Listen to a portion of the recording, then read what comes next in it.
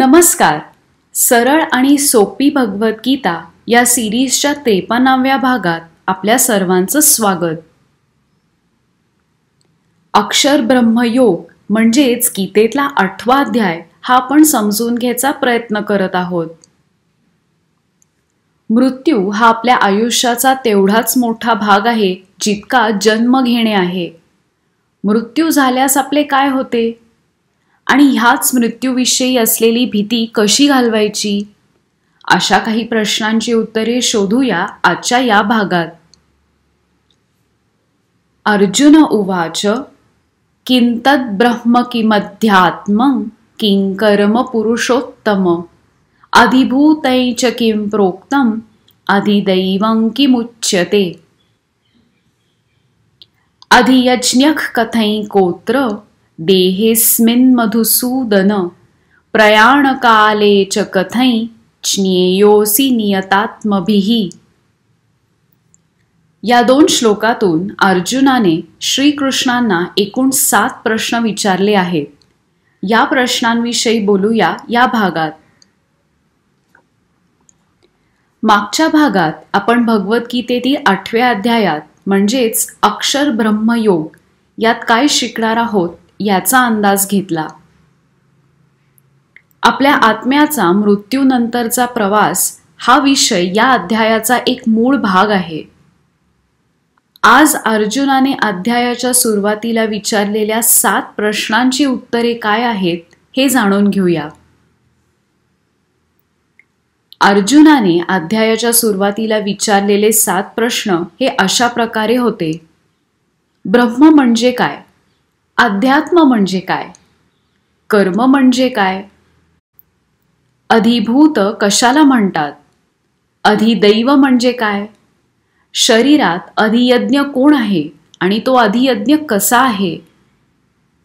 आणि शेवटचा प्रश्न म्हणजे मरणाच्या वेळी स्थिरचित्ताच्या लोकांनी तुला म्हणजे श्रीकृष्णांना कसे ओळखावे? हे प्रश्न कदाचित आपल्याला देखील पडले असतील. श्रीकृष्ण अर्जुनाला काय सांगतात हे आपण समजून घेऊया. ब्रह्म अविनाशी आणि सर्वोच्च आहे. ब्रह्म इज दी ॲब्सोल्यूट रियालिटी. ब्रह्म ही संकल्पना काळ आणि आपल्या आजूबाजूला घडणाऱ्या गोष्टींच्या वर आहे. म्हणून आपली बुद्धी, आपले इंद्रिये यांना ब्रह्म यापर्यंत पोचता येत नाही. म्हणून ब्रह्म याला परम सत्य किंवा सुप्रीम रियालिटी असे देखील म्हणतात. ब्रह्म हे सर्वत्र किंवा सगळीकडे आहे आणि सर्वदा किंवा अनंत, एव्हरलास्टिंग, इटर्नल आहे. विश्वात घडणारे बदल हे ब्रह्म यावर परिणाम करत नाहीत. अध्यात्म म्हणजे आत्मा किंवा आपल्या शरीरात असलेले ब्रह्म. The spirit of Brahma dwelling in the body is अध्यात्म. प्रत्येक गोष्टीचे एक वैशिष्ट्य असते. अग्नी उष्णता देते, सूर्य प्रकाश देतो. तसेच ब्रह्म याचे वैशिष्ट्य म्हणजे आपल्यातील असलेली जाणीव, एक प्रकारचे कॉन्शियसनेस. ब्रह्मामुळे आपल्यात एक जाणीव येते आणि ह्याला आपण जीवात्मा असे म्हणतो. हा जीवात्मा जगात गोष्टी घडवून आणतो जेणेकरून माणसाची प्रगती होते. ही कृती म्हणजे कर्म. पृथ्वी, जल, अग्नी, वायू व आकाश हे पंचमहाभूत म्हणजे अधिभूत.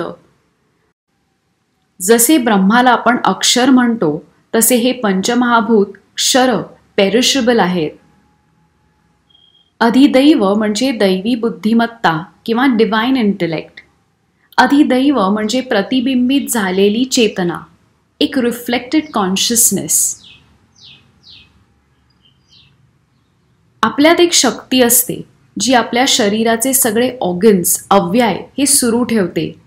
या शक्तीला आपण दैवी शक्ती असे म्हणू शकतो. अधियज्ञ म्हणजे स्वतः परमात्माच. विष्णुदेवांना आपण यज्ञ असे ओळखतो.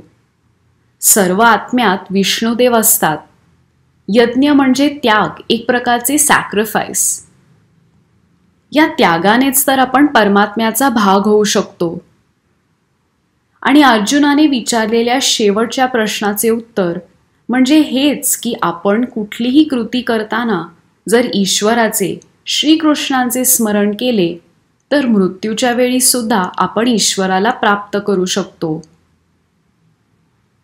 याबद्दल आपण मागच्या भागात बोललो होतो.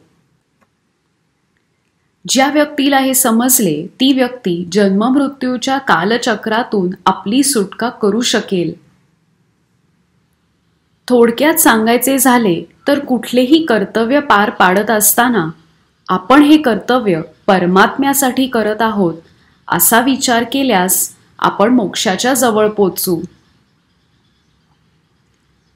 केलेल्या सगळ्याच कृती या चांगल्या असतात असे नाहीये, पण कृती मागचा हेतू काय एवढे माहीत असणे गरजेचे आहे. कारण हाच हेतू शेवटी आपले कर्म ठरवतो. आणि कर्म हे चांगले तेव्हाच असतात जेव्हा एखादे कर्म पार पाडल्याने माणसाची प्रगती होणार असते. त्यामुळे कुठलीही कृती करण्याअगोदर एक क्षणभर थांबून विचार केला तर कृतीचा परिणाम आपण बदलू शकू. अजून बरेच काही शिकायचे आहे. भेटूया पुढच्या भागात. धन्यवाद.